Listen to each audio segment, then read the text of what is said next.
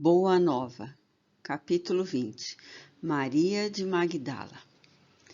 Maria de Magdala ouvira as pregações do Evangelho do Reino, não longe da vila principesca onde vivia entregue a prazeres, em companhia de patrícios romanos, e tomara-se de admiração profunda pelo Messias.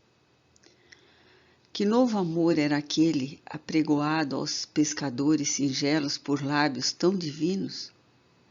Até ali caminhara ela sobre as rosas rubras do desejo, embriagando-se com o vinho de condenáveis alegrias. Contudo, seu coração estava sequioso e em desalento. Jovem e formosa, emancipara-se dos preconceitos férreos de sua raça. Sua beleza lhe escravizara aos caprichos de mulher os mais ardentes admiradores. Mas seu espírito tinha fome de amor. O profeta Nazareno havia plantado em sua alma novos pensamentos. Depois que lhe ouvira a palavra, observou que as facilidades da vida lhe traziam agora um tédio mortal ao espírito sensível. As músicas voluptuosas não encontravam eco em seu íntimo. Os enfeites romanos de sua habitação se tornaram áridos e tristes. Maria chorou longamente, embora não compreendesse ainda o que pleitava o profeta desconhecido. Entretanto, seu convite amoroso parecia ressoar-lhe nas fibras mais sensíveis de mulher. Jesus chamava os homens para uma vida nova. Decorrida uma noite de grandes meditações e antes do famoso banquete em Naim, onde ela ungiria publicamente os pés de Jesus com os bálsamos perfumados de seu afeto, notou-se que uma barca tranquila conduzia pecador a Cafarnaum. Dispusera-se a procurar o Messias após muitas hesitações. Como a receberia o Senhor na residência de Simão? Seus conterrâneos nunca lhe haviam perdoado o abandono do lar e a vida de aventuras. Para todos, era ela a mulher perdida que teria de encontrar a lapidação na praça pública. Sua consciência, porém, lhe pedia que fosse. Jesus tratava a multidão com especial carinho. Jamais lhe observara qualquer expressão de desprezo para com as numerosas mulheres de vida equívoca que o cercavam. Além disso, sentia-se seduzida pela sua generosidade. Se possível, desejaria trabalhar na execução de suas ideias puras e redentoras. Propunha-se amar como Jesus amava, sentir com os seus sentimentos sublimes. Se necessário, saberia renunciar a tudo. Que lhe valiam as joias, as flores raras, os banquetes suntuosos, se ao fim de tudo isso conservava a sua sede de amor? Envolvida por esses pensamentos profundos, Maria de Magdala penetrou o umbral da humilde residência de Simão Pedro, onde Jesus parecia esperá-la, tal a bondade com que a recebeu num grande sorriso. A recém-chegada sentou-se com indefinível emoção a estrangular-lhe o peito. Vencendo, porém, as suas mais fortes impressões, assim falou em voz súplice, feitas as primeiras saudações. Senhor, ouvi a vossa palavra consoladora e venho ao vosso encontro. Tendes a clarividência do céu e podeis adivinhar como tenho vivido.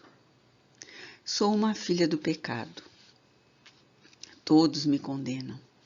Entretanto, mestre, observai como tenho sede do verdadeiro amor. Minha existência, como todos os prazeres, tem sido estéril e amargurada. As primeiras lágrimas lhe borbulhavam dos olhos, enquanto a jovem a contemplava com bondade infinita. Ela, porém, continuou. Ouvi o vosso amoroso convite ao Evangelho. Desejava ser das vossas ovelhas, mas será que Deus me aceitaria? O profeta Nazareno fitou-a enternecido, sondando as profundezas de seu pensamento e respondeu bondoso: Maria, levanta os olhos para o céu e regozija-te no caminho, porque escutaste a boa nova do reino, e Deus te abençoa as alegrias. Acaso poderias pensar que alguém no mundo estivesse condenado ao pecado eterno? Onde então o amor de nosso Pai? Nunca viste a primavera dar flores sobre uma casa em ruínas? As ruínas são as criaturas humanas, porém as flores são as esperanças em Deus. Sobre todas as falências e desventuras próprias do homem, as bênçãos paternais de Deus descem e chamam. Sentes hoje este novo sol a iluminar-te o destino. Caminha agora sob a luz, porque o amor cobre a multidão dos pecados. A pecadora de Magdala escutava o mestre bebendo-lhe as palavras. Homem algum havia falado assim à sua alma incompreendida. Os mais levianos lhe pervertiam as boas inclinações. Os aparentemente virtuosos a desprezavam sem piedade. Engolfada em pensamentos confortadores e ouvindo as referências de Jesus ao amor, Maria acentuou levemente. No entanto, Senhor, tenho amado e tenho sede de amor. Sim, redarguiu Jesus, tua sede é real. O mundo viciou todas as fontes de redenção, e é imprescindível compreenda que, em suas sendas, a virtude tem de marchar por uma porta muito estreita. Geralmente, um homem deseja ser bom como os outros, ou honesto como os demais, olvidando que o caminho onde todos passam é de fácil acesso e de marcha sem edificações. A virtude no mundo foi transformada na porta larga, de conveniência própria. Há os que amam os que lhe pertencem ao círculo pessoal, os que são sinceros como seus amigos, os que defendem seus familiares, os que adoram os deuses do favor. O que verdadeiramente ama, porém, conhece a renúncia suprema a todos os bens do mundo e vive feliz na sua senda de trabalhos para o difícil acesso às luzes da redenção. O amor sincero não exige satisfações passageiras que extinguem no mundo com a primeira ilusão. Trabalha sempre, sem amargura e sem ambição, com os júbilos do sacrifício. Só o amor que renuncia sabe caminhar para a vida suprema. Maria o escutava embevecida. Ansiosa por compreender inteiramente aqueles ensinos novos, interrogou atenciosamente. Só o amor pelo sacrifício poderá saciar a sede do coração? Jesus teve um gesto afirmativo e continuou. Somente o sacrifício contém o divino mistério da vida. Viver bem é saber imolar-se. Acreditas que o mundo pudesse manter o equilíbrio próprio tão só com os caprichos antagônicos e por vezes criminosos dos que se elevam à galeria dos triunfadores? Toda a luz humana vem do coração experiente e brando dos que foram sacrificados. Um guerreiro coberto de louros ergue os seus gritos de vitória sobre os cadáveres que juncam o chão, mas apenas os que tombaram fazem bastante silêncio para que se ouça no mundo a mensagem de Deus. O primeiro pode fazer a experiência para um dia, os segundos constroem a estrada definitiva na eternidade. Na tua condição de mulher, já pensaste no que seria o mundo sem as mães exterminadas no silêncio e no sacrifício? Não são elas as cultivadoras do jardim da vida, onde os homens travam a batalha? Muitas vezes, o campo enflorescido se cobre de lama e sangue. Entretanto, na sua tarefa silenciosa, os corações maternais não desesperam e reedificam o jardim da vida. imitando a providência divina que espalha sobre um cemitério os lírios perfumados de seu amor. Maria de Magdala, ouvindo aquelas advertências, começou a chorar e sentir no íntimo o deserto da mulher sem filhos. Por fim exclamou: Desgraçada de mim, Senhor, que não poderei ser mãe. Então, atraindo-a brandamente a si, o mestre acrescentou: E qual das mães será maior aos olhos de Deus? A que se devotou somente aos filhos de sua carne, ou a que se consagrou pelo Espírito aos filhos das outras mães? Aquela interrogação pareceu despertá-la para meditações mais profundas. Maria sentiu-se amparada por uma energia interior diferente, que até então desconhecera. A palavra de Jesus lhe honrava o espírito, convidava a ser mãe de seus irmãos em humanidade, aquinhoando-os os bens supremos das mais elevadas virtudes da vida. Experimentando radiosa felicidade em seu mundo íntimo, contemplou o Messias com os olhos nevoados de lágrimas e, no êxtase de sua imensa alegria, murmurou comovidamente: Senhor, doravante renunciarei a todos os prazeres transitórios do mundo para adquirir o amor divino que me ensinastes. Acolherei como filhas as minhas irmãs no sofrimento. Procurarei os infortunados para aliviar-lhe as feridas do coração.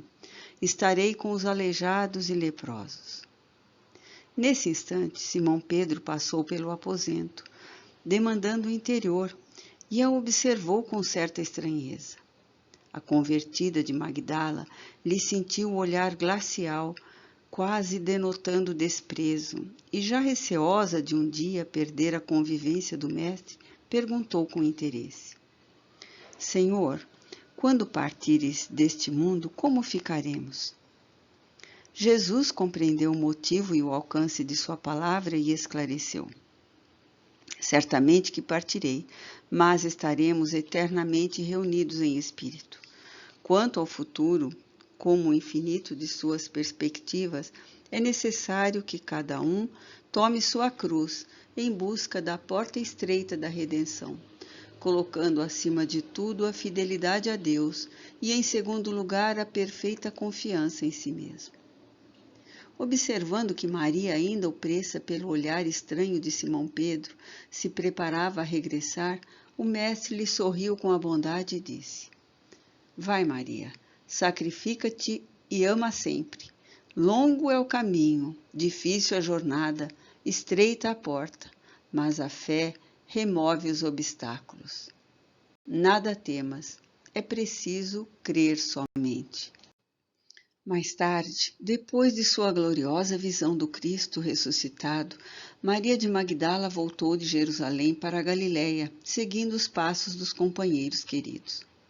A mensagem da ressurreição espalhara uma alegria infinita. Após algum tempo, quando os apóstolos e seguidores do Messias procuravam reviver o passado junto ao Tiberíades, os discípulos diretos do Senhor abandonaram a região a serviço da Boa Nova. Ao disporem-se os dois últimos companheiros a partirem definitivo para Jerusalém, Maria de Magdala, temendo a solidão da saudade, rogou fervorosamente lhe permitissem acompanhá-los à cidade dos profetas. Ambos, no entanto, se negaram a anuir aos seus desejos. Temiam-lhe o pretérito de pecadora, não confiavam em seu coração de mulher. Maria compreendeu, mas lembrou-se do mestre e resignou-se. Humilde e sozinha, resistiu a todas as propostas condenáveis que a solicitavam para uma nova queda de sentimentos. Sem recursos para viver, trabalhou pela própria manutenção em Magdala e Dalmanuta. Foi forte nas horas mais ásperas, alegre aos sofrimentos mais escabrosos, fiel a Deus nos instantes escuros e pungentes. De vez em quando, ia às sinagogas, desejosa de cultivar a lição de Jesus, mas as aldeias da Galiléia estavam novamente subjugadas pela intransigência do judaísmo. Ela compreendeu que palmilhava agora o caminho estreito, onde ia só, com a sua confiança em Deus. Por vezes, chorava de saudade, quando passeava no silêncio da praia, recordando a presença do Messias. As aves do lago, ao crepúsculo, vinham pousar como outrora, nas alcaparreiras mais próximas. O horizonte oferecia, como sempre, o seu banquete de luz. Ela contemplava as ondas mansas e lhes confiava suas meditações. Certo dia, um grupo de leprosos veio a Dalmanuta. Procediam da Idumeia, aqueles infelizes, cansados e tristes, em supremo abandono. Perguntavam por Jesus Nazareno, mas todas as portas lhes se fechavam. Maria foi ter com eles e, sentindo-se isolada, com amplo direito de empregar a sua liberdade, reuniu-os sob as árvores da praia e lhe transmitiu as palavras de Jesus, enchendo-lhe os corações das claridades do Evangelho. As autoridades locais, entretanto, ordenaram a expulsão imediata dos enfermos. A grande convertida percebeu tamanha alegria no semblante dos infortunados em face das suas fraternas revelações a respeito das promessas do Senhor, que se pôs em marcha para Jerusalém na companhia deles. Todo o grupo passou a noite ao relento, mas sentia-se que os júbilos do reino de Deus agora os dominavam. Todos se interessavam pelas descrições de Maria, devoravam-lhe as exortações, contagiados de sua alegria e de sua fé. Chegados à cidade, foram conduzidos ao Vale dos Leprosos, que ficava distante, onde Magdala penetrou com espontaneidade de coração. Seu espírito recordava as lições do Messias, e uma coragem indefinível se assenhorara de sua alma. Dali em diante, todas as tardes, a mensageira do Evangelho reunia a turba de seus novos amigos e lhes dizia o ensinamento de Jesus. Rostos ulcerados enchiam-se de alegria, olhos sombrios e tristes tocavam-se de nova luz. Maria lhes explicava que Jesus havia exemplificado o bem até a morte, ensinando que todos os seus discípulos deviam ter bom ânimo para vencer o mundo. Os agonizantes arrastavam-se até junto dela e beijavam a túnica singela. A filha de Magdala, lembrando o amor do Mestre, tomava-os em seus braços fraternos e carinhosos. Em breve tempo, sua epiderme apresentava igualmente manchas violáceas e tristes. Ela compreendeu a sua nova situação e recordou as recomendações do Messias, de que somente sabiam viver os que sabiam imolar-se. E experimentou grande gozo por haver levado aos seus companheiros de dor uma migalha de esperança. Desde a sua chegada, em todo o vale se falava daquele reino de Deus que a criatura devia edificar no próprio coração. Os moribundos esperavam a morte com um sorriso ditoso nos lábios. Os que a lepra deformava ou abatera guardavam bom ânimo nas fibras mais sensíveis. Sentindo-se ao termo de sua tarefa meritória, Maria de Magdala desejou rever antigas afeições de seu círculo pessoal, que se encontravam em Éfeso. Lá estavam João e Maria, além de outros companheiros dos júbilos cristãos. Adivinhava que suas últimas dores terrestres vinham muito próximas. Todavia, deliberou pôr em prática seu humilde desejo. Nas despedidas, seus companheiros de infortúnio material vinham suplicar-lhe os derradeiros conselhos e recordações. Envolvendo-os no seu carinho, a emissária do Evangelho lhes dizia apenas: Jesus deseja intensamente que nos amemos uns aos outros e que participemos de suas divinas esperanças, nas mais extremada lealdade a Deus. Dentre aqueles doentes, os que ainda se equilibravam pelos caminhos lhe traziam o fruto das esmolas escassas e as crianças abandonadas vinham beijar-lhe as mãos. Na fortaleza de sua fé, a ex-pecadora abandonou o vale, afastando-se de suas choupanas misérrimas através das estradas ásperas. A peregrinação foi-lhe difícil e angustiosa. Para satisfazer os seus intentos, recorreu à caridade, sofreu penosas humilhações, submeteu-se ao sacrifício. Observando as feridas pustulentas que substituíam sua antiga beleza, alegrava-se em reconhecer que seu espírito não tinha motivos para lamentações. Jesus a esperava e sua alma era fiel. Realizada a sua aspiração por entre dificuldades infinitas, Maria achou-se um dia às portas da cidade, mas invencível abatimento lhe dominava os centros de força física. No justo momento de suas efusões afetuosas, quando o casaril de Éfeso se lhe desdobrava à vista, seu corpo alquebrado negou-se a caminhar.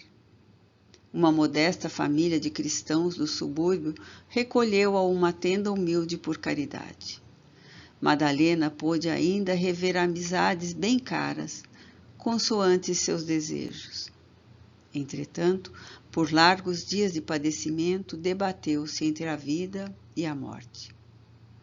Uma noite, atingiram o auge as profundas dores que sentia. Sua alma estava iluminada por brandas reminiscências e, não obstante seus olhos se acharem selados pelas pálpebras entumecidas, via com os olhos da imaginação o lago querido, os companheiros de fé, o mestre bem-amado. Seu espírito parecia transpor as fronteiras da eternidade radiosa. De minuto a minuto, ouvia-se-lhe um gemido surdo, enquanto os irmãos de crença lhe rodeavam o leito de dor com as preces sinceras de seus corações amigos e desvelados. Em dado instante, observou-se que seu peito não mais arfava. Maria, no entanto, experimentava a consoladora sensação de alívio. Sentia-se sob as árvores de Cafarnaum e esperava o Messias. As aves cantavam nos ramos próximos e as ondas sussurrantes vinham beijar-lhe os pés. Foi quando viu Jesus aproximar-se mais belo do que nunca. Seu olhar tinha o reflexo do céu e o semblante trazia um júbilo indefinível. O mestre estendeu-lhe as mãos e ela se prosternou, exclamando como antigamente: Senhor!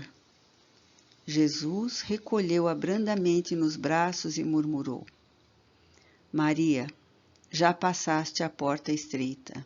Amaste muito. Vem, eu te espero aqui.